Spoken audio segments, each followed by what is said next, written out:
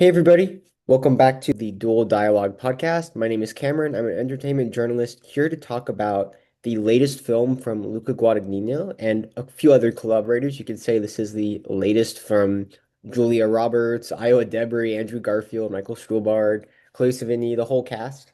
But I'm not alone. The title suggests dual dialogue for a reason. This is not a platform to just hear me spiel for 2 hours. I want to have conversations with people that I think are suited to talk about different films.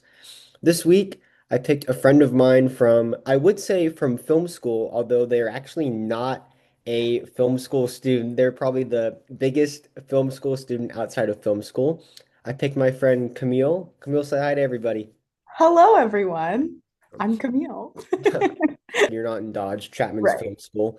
Yeah. But you were so up on kind of the pulse of the industry and just new releases and always talking about different projects and actors. Actually, in reaching out to you for this episode, you told me that you've seen every Andrew Garfield movie, which I think I is pretty have. incredible. Yeah. Yeah.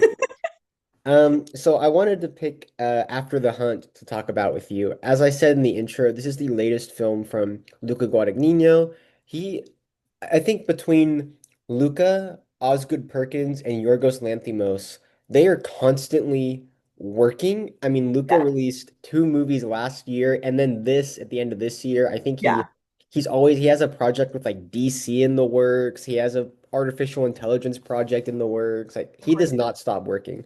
Never. Yeah. It's crazy. This film is I was thinking about it in comparison to Challengers when I was doing some Mhm. other coverage on it. Mhm. But this is about another triangle of characters. Yes. You have Julia Roberts, who plays a philosophy professor at Yale, Alma. You have Iowa Debris playing one of her students, Maggie. And you have Andrew Garfield playing Hank, one of her co-workers, also at Yale. But whereas Challengers concerned itself with the fallout of a triangle of characters and it was a bit more romantic and erotic. This could not be farther from that Yeah. genre. It's a fallout of a triangle of characters that is initiated when Maggie comes to Alma and confides in her that Hank sexually assaulted her. Mhm. And the movie, with Alma as the protagonist, kind of leads you through her interpretation of her trying to get to the bottom of what really happened. Who does she believe? What about her own past is coming to light Right. with this revelation? Right. Um, I want to start very generally, because you've seen every Andrew Garfield movie, but also because I know you're up on Luca Guadagnino and his work. Mhm. Mhm. What were you expecting coming into this film, and what did you kind of take away generally? I feel like this is one that I didn't read about as much before I watched it, which I think is uncharacteristic for the way I usually consume films. But I feel like After the Hunt wasn't something that I heard a lot about. I don't feel like I read a lot about like festival buzz with it. I Mhm. don't feel like I engaged with a lot of the press that they did. Mhm. And so I didn't know what it was about when I watched it. I just knew it was going to be like sinister in vibe. Mhm. Um, but I don't think I expected what it ended up being. I feel like Mhm. Luca Guadagnino usually uses like he likes an ambiguous message. Like Challengers doesn't end in like a way that like is like neatly tied with a bow. Like you don't Mhm. necessarily like you get to choose what it says at the end. And I mean like even Bones and all, like you know what's happening, but they don't Mhm. show the ending. And so you kind of Mhm. get to decide like what's going on. But I still feel like I wasn't anticipating leaving the theater asking so many questions Mhm. Mhm. of both the film and of myself. Mhm. But I don't know if I went in expecting anything other than like really great performances, some beautiful shots, Mhm. which there were. And Yeah. then I know Trent Reznor and Atticus Ross did the score, and Mhm. Challengers was probably my favorite movie soundtrack of last year. Um, Mhm. so I was really looking forward to the score, and I was maybe a little disappointed, but that's a whole Mhm. separate conversation. Yeah. Yeah. You hit on a lot of things that I also took away from the movie. We had a very similar walk out of the theater experience. We loved the score, Performances were good. Cinematography was interesting. And we'll get into the specifics of it. It's Hmm. a movie that, for having such a heavy topic and a really dramatic narrative, Yeah. where it ends, it leaves you questioning, kind of just like Alma is throughout the whole movie. It leaves you Hmm. questioning what's happened in the film. And it, I think, like Challengers, like Bones and All, Hmm. you want a bit more from the ending because of what it hasn't shown you. Yeah, We'll jump through the narrative and kind of start going through this. for sure. As I mentioned, this takes place at Yale, specifically the philosophy department at the university. It starts with Alma and her husband Frederick, played by Michael Stuhlbarg, hosting kind of a cocktail party for some of their other faculty, their other students. Maggie and Hank are there. It's an opening on this kind of ensemble group discussion about different philosophy topics. The cinematography throughout the whole movie really struck me, and maybe this is something you took away too. Hmm. I don't think there are many shots when people are centered. There's a No. lot of things where they're either to the left or the right side of the camera, and you're having to. I remember when I saw this in theaters, I was sitting about middle of the pack, and I actually had to physically like almost turn my head to look in both directions of the screen. Hmm. I am curious as to if that's just how Luca blocked it for a kind of discussion sequence or what the meaning behind that could be. Ooh. Yeah. It I, like that wasn't like something I thought about until you brought it up, but you're so right. Nobody's ever really in the middle mm-mm. unless it's like there are a couple throughout the movies like really close shots of like faces, but Yes. then they take up the whole screen so it doesn't really matter. Mm-hmm. I think there's something to be said about like if you want to get really like analytical about it, the idea that like there are characters on either side of the Yeah. screen, like the whole movie is about like Mm-hmm. decisions and like Mm-hmm. being in the middle and how like sometimes that can be a good thing and sometimes maybe it's not so great. Mm-hmm. And so I think there is something about like putting characters on the side of a screen to like suggest that like they have a stance, like they're here or they're there, they're not Mm-hmm. in that middle point. Yeah. I don't Well, know. that kind of describes what Alma is faced with, right? Because you Mhm. have, as I'll explain very quickly, you have Maggie on one side throwing Right. this accusation at her. You have Hank on the other side who's vehemently, pretty scarily denying it. Yes. And you have her kind of not sure who to believe. Who do you Right. tr I mean, who do her allegiances lie with? Mhm. That's a good point that I think we kind of just thought up on the fly, which is it kind of represents the atmosphere around her is that she is in the gray and everyone Yeah. else is in the black and white. Mhm. Maggie asks to use the bathroom. Elma tells her to go down the hall, Mhm. and she makes a discovery that when you first see it, you the movie gives almost no context for what this could be. It only comes back around like the middle, the third act of the movie. Yeah. And then you have to end up like backtracking the whole narrative to put the timeline together. But essentially, also, well, what happens is Maggie, I think, is looking for like toilet paper in one of the Yeah. cabinets, and she finds taped to like the roof of the cabinet is like an envelope with a picture of a man and some like newspaper clippings, which in that situation, I don't know why you would just start reading through that stuff and keeping it. Like it seems like a very, even if you thought it was like a really something like heinous, I don't know why you would start spending so much time like fixating on that. But anyways, she finds this picture and these newspaper clippings which come back in a huge way later. The party kind of continues, and you can tell there's an affection between Alma and Maggie. I mean, she's one of her students, but you can tell it's like when you become close with a teacher and you become more than Mhm. just a student. You become a friend with them, a mentor. There were a few moments I think where Alma kind of like whispers to her, like pats her on the leg or gives like a little like affirmative Mhm. shake. You can tell there's a connection there. And when the party's winding down, Maggie and Hank leave together. Hank seems a little bit, I guess it like drunk, a little bit looser, and they Mhm. kind of like she watches them out the peephole. They're kind of like joking, like kind of like laughing together, and they leave in the elevator. Right. The tone, I can't remember exactly how soon it is after that scene when the revelation happens of what happens to Maggie, but I was really struck by that scene. I think it's like a day later, maybe a few Hmm. days later, when Yeah. Elma's going back to her apartment. It's been raining outside, and she walks down her hallway, and in the corner, completely drenched, literally Yeah. like squatting in the corner, Yeah. completely drenched, is Maggie. And she reveals to her that when they went home, her and Hank had like a nightcap, had a drink, and Hank got like handsy with her, and she kept telling him like stop, stop, and he didn't. Hmm. Um, she's doesn't outright say extremely explicitly what has happened. She Right. kind of stops it at he didn't listen to me when I said stop. And Yeah. when Alma qu keeps questioning her, she almost gets defensive and like upset that she's even doing this, like that a mentor is this inquisitive and isn't just Right. willing to help me right away, Right. which I think is a tactic to also leave us on the end of the rope. Like, wait, what did obviously we know something's Hmm. happened because you know the specifics. I think it's designed to almost put you in Alma's headspace where like just Yeah. like her, we don't know explicitly what happened, and we also want more information from Maggie. Hmm. It's one of the many ways that the movie, with every scene, offers plausibility, I think, for either side. Yes, very much so.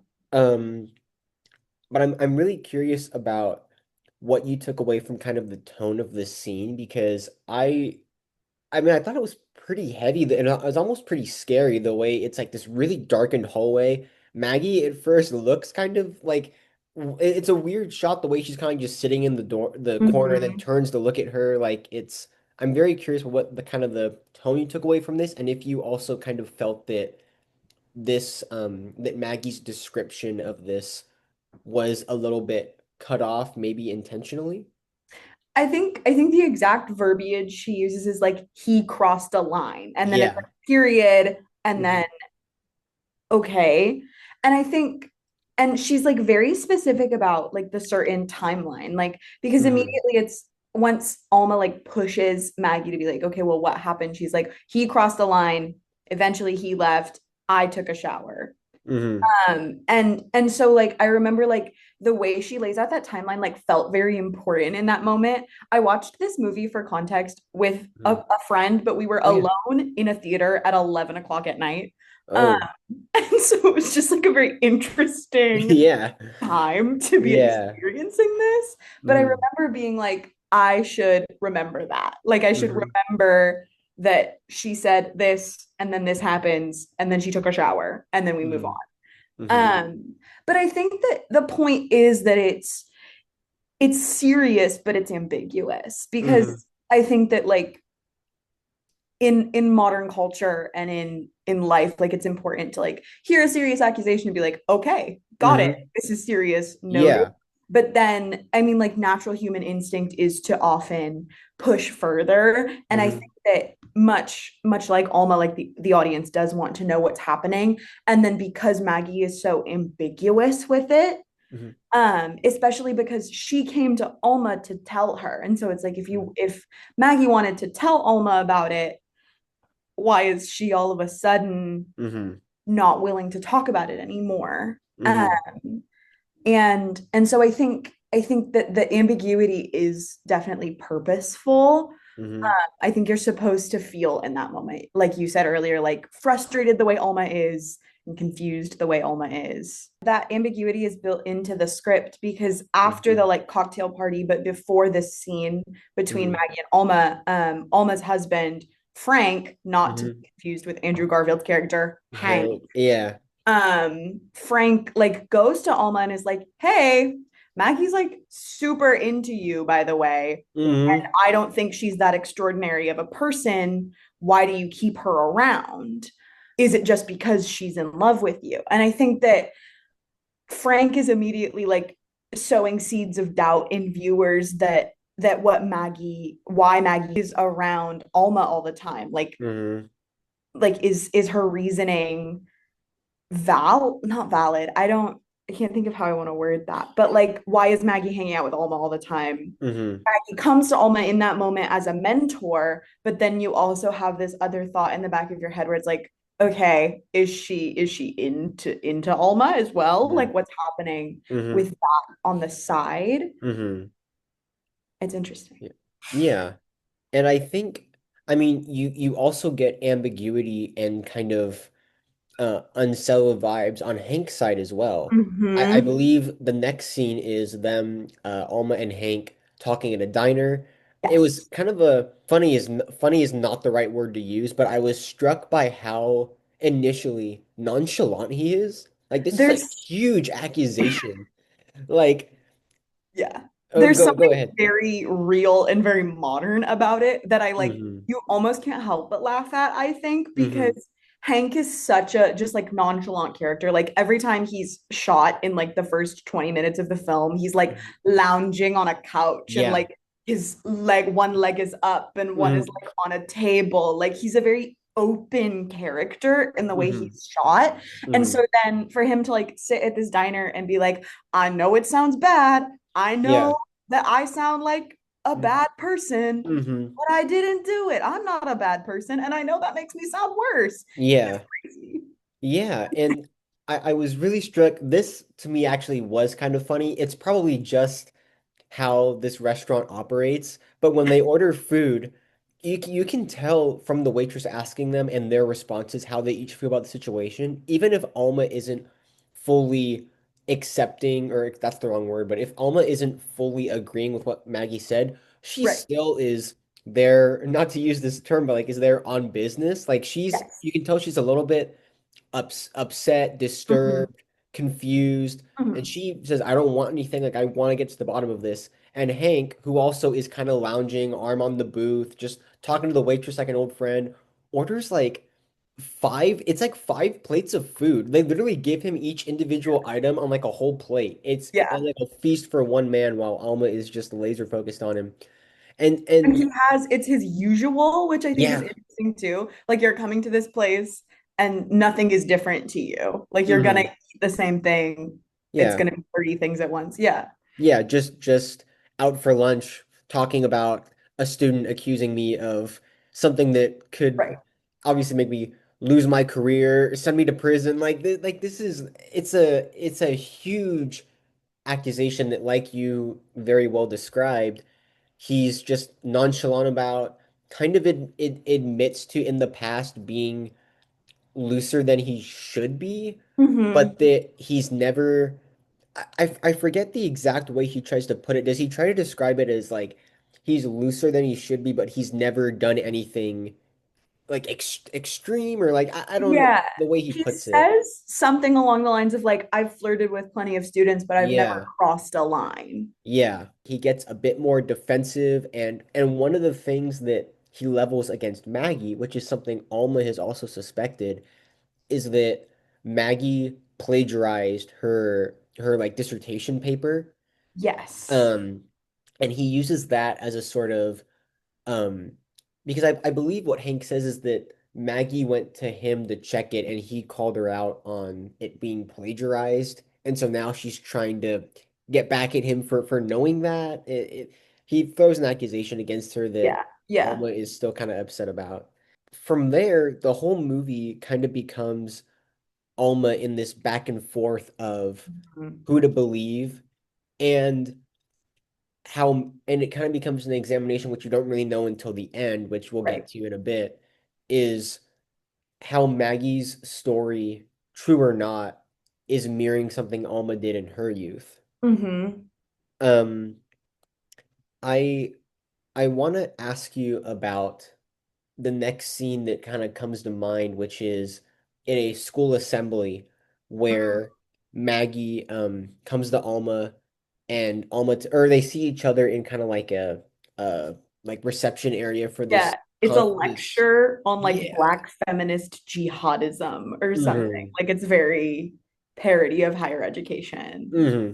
Yeah.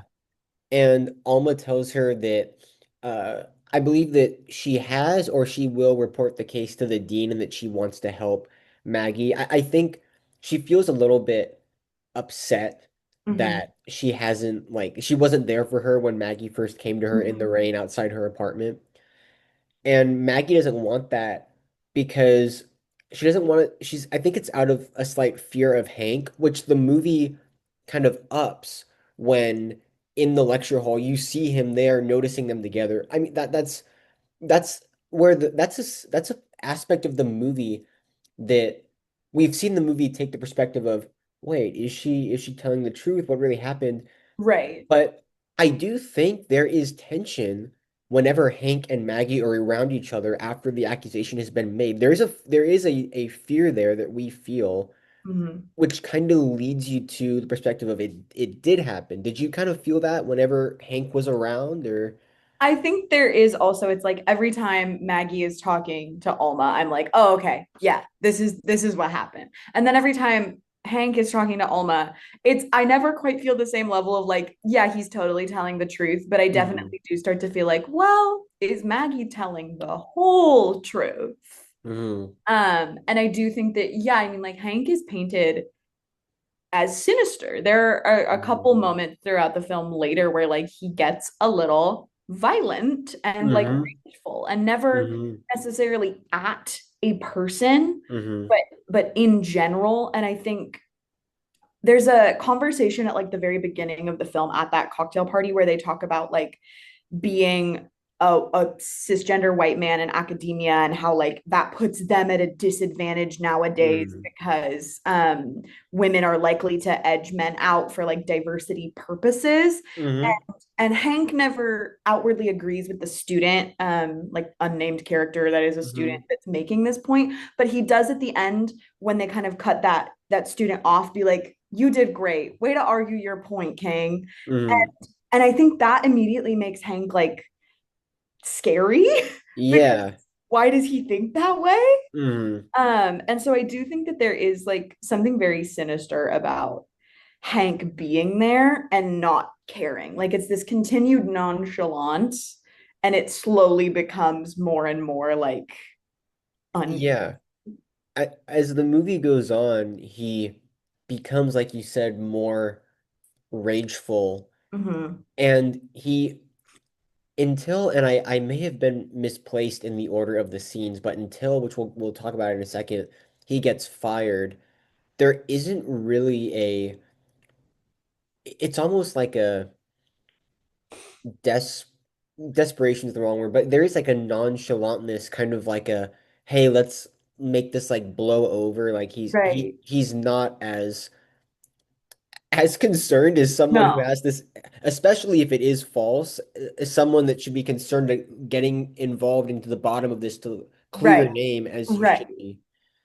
Um, there is a scene where Alma and Hank are both up for tenure, and Mhm. Hank gets fired because of the accusations. He storms into Alma's classroom, Mhm. and Alma in this scene kind of takes Maggie's side and says, like, not here, like, you're not in front of the student that has accused you of this. Right. We'll take this in the hall, talk about it later. He gets upset at her for like not taking his side, not kind of being there to defend him.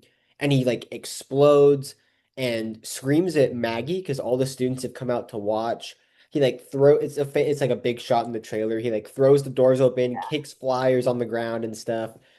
It's that rage. And I mean, this is an example of Alma being in the black and white where all three of them are literally in the scene together. I think there's actually a shot where you see all of the rage and it's fear. Like Andrew Garfield to his performance, he can really yell. Like he made me jump when he first starts screaming. Like he's got a Yeah. loud, scary voice. Yeah.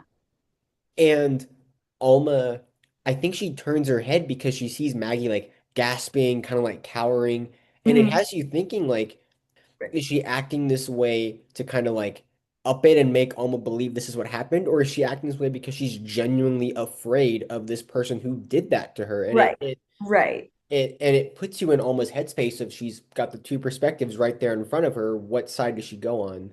I also want to I mean I also want to, and I kind of skipped over it in the restaurant sequence, but the title of this movie, After the Hunt, nothing in the film explicitly lends itself to kind of the title except for, oh, go ahead. No, I found that very interesting as well because all Yeah. his previous movies that I've seen at least, hmm I don't think I haven't seen Suspiria and I haven't seen Queer, but hmm like Call Me by Your Name is said in the film multiple times. Hmm.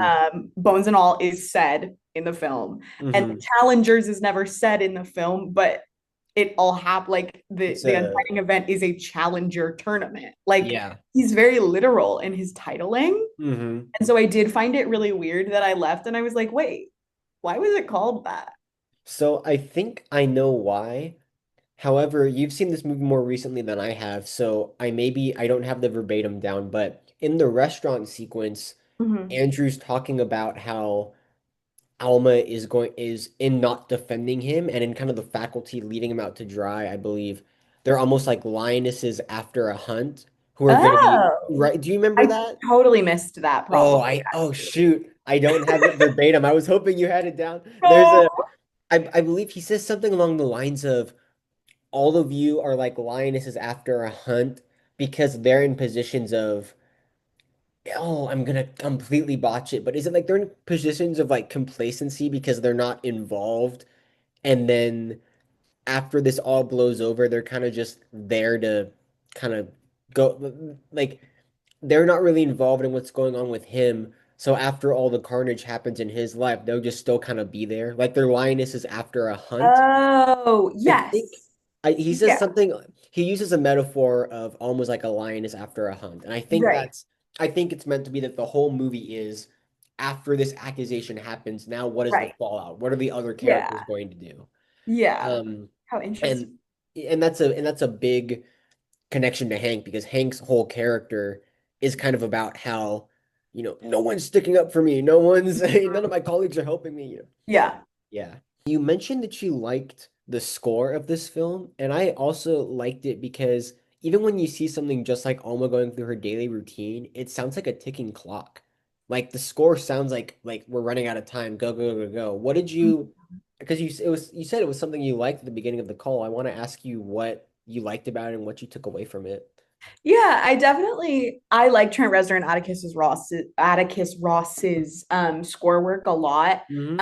like I said, Challengers was one of my favorite ones. I was a little bit disappointed with this one in comparison to Challengers, but I also think that like it was so different, like tone wise, that to compare the two is kind of unfair to one or the other. I think that yeah, like the score is supposed to make you feel like you're running out of time. And I Hmm. think beyond that, it's very like dissonant orchestral like almost like sometimes it gets into the realm of like cheesy horror movie like dun dun kind of like Hmm. passages which I think is very interesting. Yeah. I think that music plays a really big role in Frank's character Hmm. that I find just like separately interesting. Hmm. Not that I've taken the time to like sit down and analyze it a lot, but Yeah. Frank always listening to music. Hmm. And I think that the way the film is scored is pretty perfect in like that uneasiness. Hmm. And it's just a very emotional score. I think it does what it sought out to do. Hmm. Yeah, there's a sequence where he's cooking breakfast and he's blasting like classical Mhm. music. I personally love classical music, but the theater I was in had me right there with Elmo because it was loud.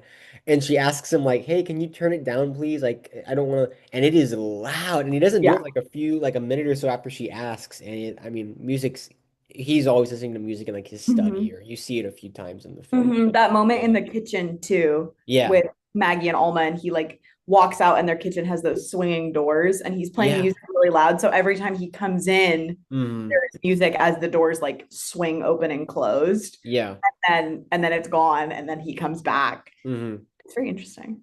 Which also kind of highlights, it kind of like reinforces what we know about his thoughts towards Maggie. He, like you said, he comes to Alma in the beginning and doesn't have as high opinion of her as Alma does. And he asks Maggie to talk about like what her dissertation is about. And he's very like dismissive and kind of closed off to hear from her and like immediately gets up and interrupts their conversation. Yeah. Yeah, it reinforces that. There's another moment where there's a bit of a disconnect between Alma and Maggie. Um, when Maggie tells her that a reporter has come and asked her to tell her story about what Hank did to her.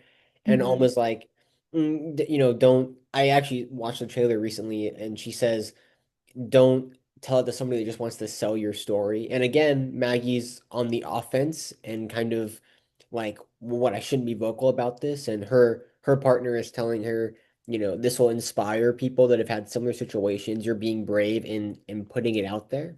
Hmm. But as we know from the ending that it's because Alma has a history with that too, and is kind of not wanting to relive the same path. Right. Um, on the notion of music, another thing that I really loved, I have a theme with these episodes of pointing out song choices in movies, and I love there's a scene where Alma has a discussion with it's Dr. Kim Sayers, played by Chloe Sevigny, one of the other faculty members. They're in a bar that's populated with students, and they're listening to like it's like 80s music that's playing, Morrissey being one of them. It's the Smiths, like the Yeah, whole, it's Heaven Knows I'm Miserable Now by the Smiths, one of my personal favorites. of But they course. talk about they're surprised that Morrissey is playing in like a Gen Z populated bar because of everything Morrissey has done in his life. Another example of like this movie touching on it's just touching on a lot of you phrased it best. It's a lot of real life modern topics that are Hmm. like I haven't seen all of Lucas films, but this feels like the whole movie is just about real issues and real conversation topics and real perspectives. Hmm. There's a lot too, I think, about like the generational gap in Hmm. like I don't want to say understanding or care, but just in Yeah. how certain topics and situations are dealt with. Hmm. And it comes up a lot, not only in the story of like Maggie's assault or in like, oh, they're playing the Smiths at this bar, but in like Hmm. Maggie's partner uses Hmm. they them pronouns, and the Hmm. whole movie Alma like can't get it right and like doesn't Yeah. care to get it right even sometimes. Hmm. Whereas like Maggie is very specific about being like, hey, like use the right pronouns when you talk about my partner. And Yeah. it's very specific in that the difference between like how current like it's like Gen Z versus, I wouldn't even say millennial, but more like whoever's before that. Like Gen Gen X, right? X. Yeah. Yeah. It's all, I think a lot of it is about that like gap in how certain issues are dealt with, Hmm. which I found very like separately an interesting thing to tackle alongside all of the other things that are brought up through the film. I think it's kind of interesting to mention. Well, we'll get to when Andrew Garfield comes back, but after that explosive scene in the hallway, he's Mhm. out of the movie for like a full hour. Yeah. It's a very interesting choice, I think, because when he comes back, it's pretty striking. But before we get to when he comes back, I want to talk about what happens to Alma in this time, and this is when I think she becomes the most unraveled. Hmm. Is she fakes a prescription from Kim. Like she takes one of her prescription pads to get herself like medication that she kind of starts like popping, um, Hmm. which the university finds out about and puts her tenure on pause. I mean, from someone who just has like anxiety, that was a really stressful scene when they have like a university-wide meeting and that you know what is gonna like what's Yeah. happening, like what the Yeah. reason for it is. Really, maybe we should jump to kind of the quote unquote climactic scene with Hank. Throughout the movie, we see that, or at least once before, Alma has like her and Frederick, her husband, live in a very nice apartment. Um, and she has another apartment kind of on like the wharf. That's a little Hmm. bit, I don't know if run down is the right word, but it's like a just like a one room, two room place. Yeah. So she goes there to kind of like unwind. We've seen her go there before in the movie. Hmm. And Hank is there. Hank is laying in the bedroom.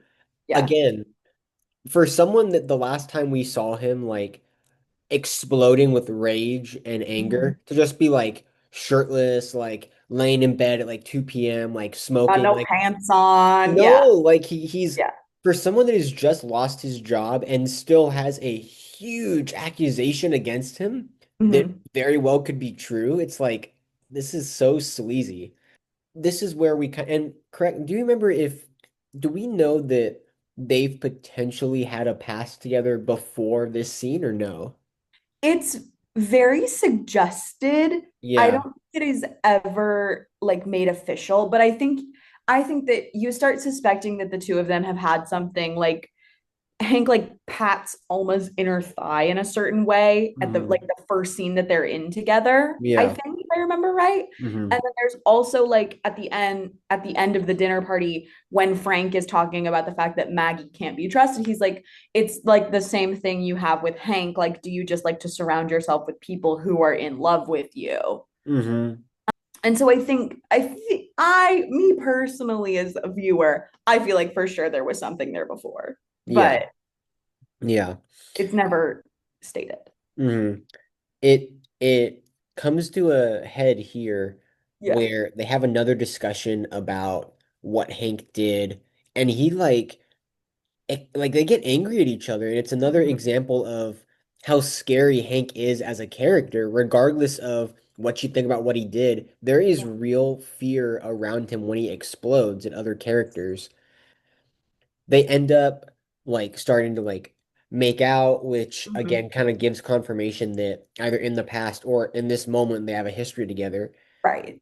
And as they're doing that, Hank starts to like grab her and Alma tells him like to stop or like pushes his hands away and he Mhm. keeps doing it in a way that's very like um what's the right word? He does it almost like really frenetically, like quickly trying to like grab her and she's like, stop, Mhm. stop, like stop it.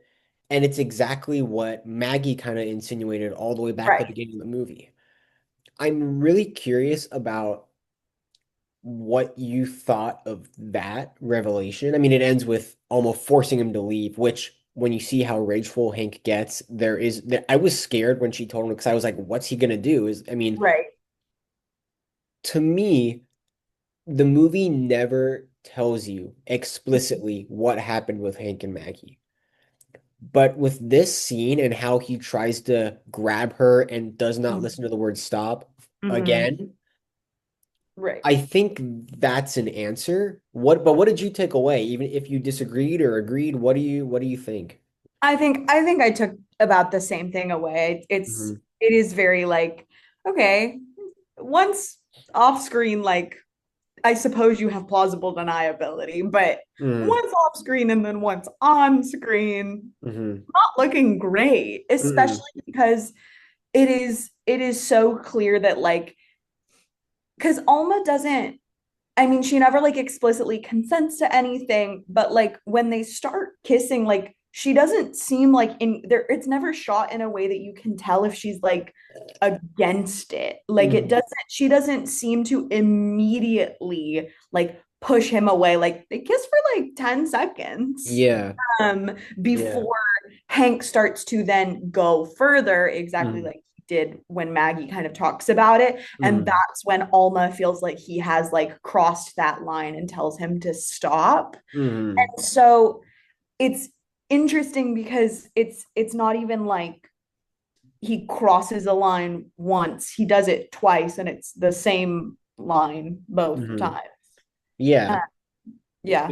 It's the exact same, as you just described, it's the exact same situation as what Maggie said, the same words, the same, I mean, when Maggie first describes what happened, I kind of interpreted it as like maybe he was like grabbing her, like being hand, but I mean, you don't know, but Right. it is right on par with what potentially happened the first time.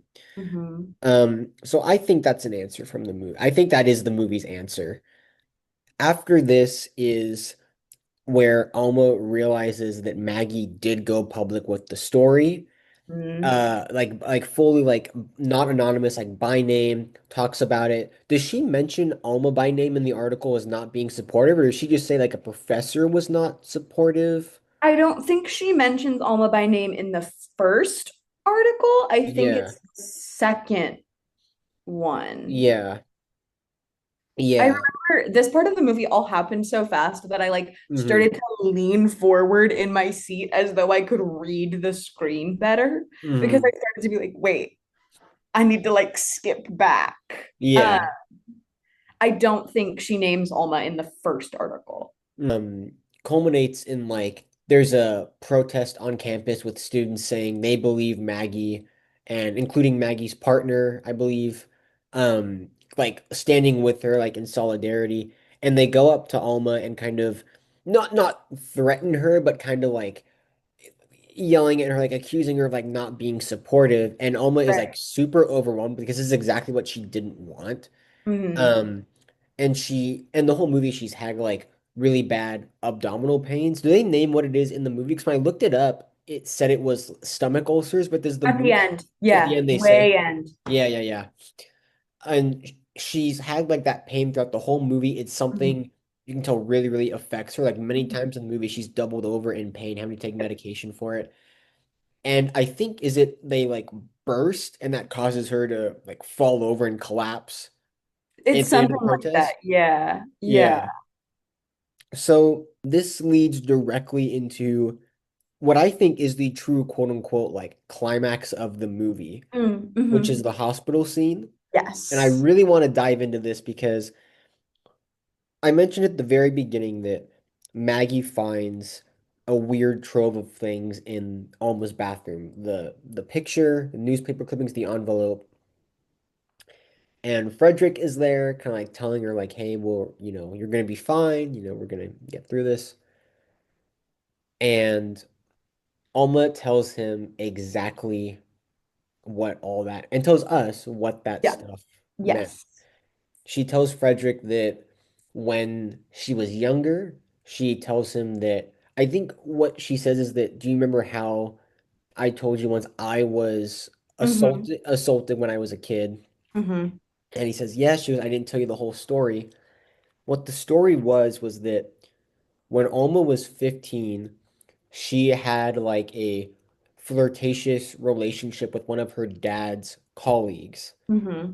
and Alma was pushing him to be intimate with her. He was denying it because illegal, and he kept denying it, and Alma kept pushing him, no, like I want to do this with you, so they did. And then immediately after, Alma's dad's coworker has another woman, or like another partner Mm-hmm. that Alma is jealous of. And so she starts this rumor that, I mean, it's a heavy word to use, but I'll use it, that he raped her. And even though she later, which makes its way into the newspapers, which is what Maggie found, and I believe it was a German newspaper, so that's how she translated it. Yes. We see her like in like Google Translator, like an AI, Mhm. like translating it word for word in an earlier scene. There's German writing on the picture of him too. Yeah. So Mhm. I'm assuming he's just like a German guy. Yeah. She says that even though later she recanted the rumor, because it ruined this man's whole life and career, he killed himself because of it, and it's haunted Alma her whole life. And that's Mhm. why she was so apprehensive and worried about what Maggie was doing, because she kind of did the same, or what she thought of as potentially the same thing, like Right. however many years earlier. Right. This movie has one of the most interesting protagonist choices in the climax I could think of in recent memory. The two outcomes from this are that Alma is extremely depressed and upset at herself because she pushed her father's friend to have Mhm. sex with her when it was Mhm. illegal. Right. And Frederick is like, it doesn't matter what you wanted or what you Right. told him to do. It's illegal. He shouldn't have done Yeah. it. Yeah. But Alma she does not accept that. Hmm. Before I say kind of what I took away, I want to take away, what did you think? And this is kind of a heavy question. What did you think from these two perspectives, or what the movie is kind of taking a stance on? I feel like the movie never takes a stance on anything, like the Yeah. whole time. And I think that like it can be argued that it's taking a stance on the fact that like on ambiguity. Hmm. But I think in that moment, I was just in a way like as a viewer so struck by like that's number one, that's crazy. Hmm. Number two, Frederick's right. No. Yeah. Yes. Number three, like, has Alma been a reliable like narrator this entire time? Because, Hmm. huh? Yeah. Uh, uh, And so it was just so like striking, I think, emotionally that I didn't even really think about Alma's side at all because it was so immediately like, well, you were 15, you can't consent. That's Yeah. not how that works. Yeah. When you first hear that story, I don't think anyone is going to take Alma's side. Like Right. the protagonist of the movie is taking a stance that I don't think an audience member is gonna go, "Oh yeah, man, Alma." Like, you know what I mean? Like I think we're No. gonna agree with Frederick, which is as the adult, it doesn't matter what you two wanted or oh my conscience was conflicted. That's illegal. You can't do Yeah. that. Yeah. But that's not the viewpoint that the protagonist of the movie the protagonist of the movie is so vehemently for the other side that Mm-hmm. it's such an interesting way to kind of end the scene and kind of cap the whole Yeah. narrative of the movie. Yes. Well, and it's the that whole conversation ends with her basically being like, and I still love him. Like, Yeah. however many years ago that happened, which I mean, Alma's older, like it was Hmm. clearly a long time ago. Yeah. She's still number one thinks that she was the villain in that situation, but Hmm. number two, she still loves him. Hmm. It's crazy. I don't know. Yeah. It's a and it also, like I said, it makes you think back of the whole timeline of events of, oh, that's why she was acting this way. It draws a Hmm. parallel to her own life. Right. That's kind of the cap of that sequence. And then I think the movie jumps, is it 5 years later, Hmm. where Alma is now, I mean, I think healed of that ailment, is like I think the dean of the school now, or in like another higher position at the university. Yeah. And her and Maggie meet up for like coffee at the same diner where she met with Hank. It's a very funny scene because I think Alma orders a drink, and I think Maggie does Maggie order it? It's like a 2 minute like meetup. It's really quick. Like Yeah. it's kind of funny how quick it is. And you can tell they've gotten over this whole conflict from years ago, but there's still a slight, not animosity. There's a slight we're not exactly on the same page. Like we still have some differences. Right. I, I almost want to see those 5 years. I felt kind of Yeah. shorted that wasn't in the movie. I mean, what did you kind of take from that like last scene? I think the jump from the scene prior to the last scene is so interesting because in the hospital scene, and maybe I'm misremembering, but doesn't Frank read Alma the article that is like this big expose Yeah. that Maggie had written? Well, she Mm-hmm. didn't write it, but like she had it written. Mm-hmm. And it basically explains like I'm like a black woman in academia and I was not being supported by people who should have been supporting me. And also her story was exactly like mine. Why didn't she do Mm-hmm. anything about it? And Yeah. then and then we cut to they're just like chatting again, like It's over. not like Yeah. nothing happened, but kind of like nothing happened. Yeah. I mean, it feels like yes, the hospital scene kind of does wrap everything up with a bow because Frederick has a line about we're gonna get through this, you're gonna be okay. But it does kind of feel like the main tension. Like, yes, we kind of got an answer about what happened. Yes, we know where Maggie's at with her pathway. Yes, we know where Alma's at with her path. But the actual, like, I think the catharsis of there being a final confrontation or a final de-escalation of the situation is never shown. And then we just jump to, oh, they kind of got over it. Yeah. It's like, oh, Yeah. I wanted to see more in between that time jump. Right. Yeah. Yeah. Like what happened with Maggie's plagiarized thesis? What Yeah. happened with the fact that Yeah. she was like an unremarkable student and was only at Yale because her parents paid for like a building? Like Hmm. what even Yeah. like there's a part where Alma like asks after Maggie's partner Alex and is like, Mm. what's going on with them? And then Maggie's Yeah. like, oh, we're not together anymore. Yeah. Like, okay. Yeah. It it kind of skips over to a degree every like major thread of the movie and kind of just ends it. I kind of Hmm. wish we saw a bit more. Yeah, of the in between. Yeah. And then we find out that Hank is like in politics somewhere, Yeah. which is a whole separate like social, like they're trying to make a political statement almost on the world to be like, look, Hmm. he's not a good person and now he's a politician. Hmm. Uh, Yeah. so weird. That's, I mean, that's where the movie ends. It's like Yeah. a hard cut to black. You hear, I think it is Luca Guadagnino yell cut, like when Mhm. right before the movie ends. So strange. Yeah. Do you think that was kind of like out of place, like startling? I don't feel like it made sense. Oh yeah. Because I don't think that the movie, like, I don't think that the film at any point is ever doing like a like, oh, it's a movie. Don't forget, you're watching Yeah. a movie right now. Like Yeah, yeah, yeah. it's a very real, in a lot of ways, story. Hmm. And I think realer than a lot of other Luca Guadagnino movies. And so I remember just being like, okay, it's over, but I knew it was over without that. Like, why Hmm. draw attention to the fact that this whole thing was fictional? Yeah. I don't Hmm. know. Yeah. It removes the curtain, right, and breaks the fourth wall. It's kind of, Right. yeah. And it just didn't, I didn't feel like it was necessary for my understanding Hmm. of the story or of the message, or as I would probably argue, the lack thereof of Hmm. message. Hmm. Um, yeah, Yeah. I don't know. I thought that was a strange way to like pretend to wrap it all up. I don't know if Hmm. I thought the epilogue was necessary, like, period, but Yeah. Well, that's the whole narrative of the movie. yeah. The last question I want to ask you, Camille, is before I say kind of what I took away, and I think from our conversation we kind of have Yeah. the same read of it, but I want to know what genre do you think this movie falls into?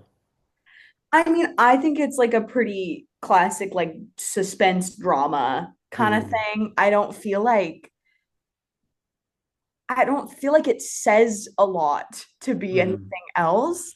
I yeah. went in thinking it would be like scarier. Hmm. Not sure why, Yeah. where I got that impression. As Hmm. stated, didn't read anything about the movie before I watched it. Hmm. But yeah, it's like a dramatic suspense, in my opinion, I feel Yeah. like. Yeah.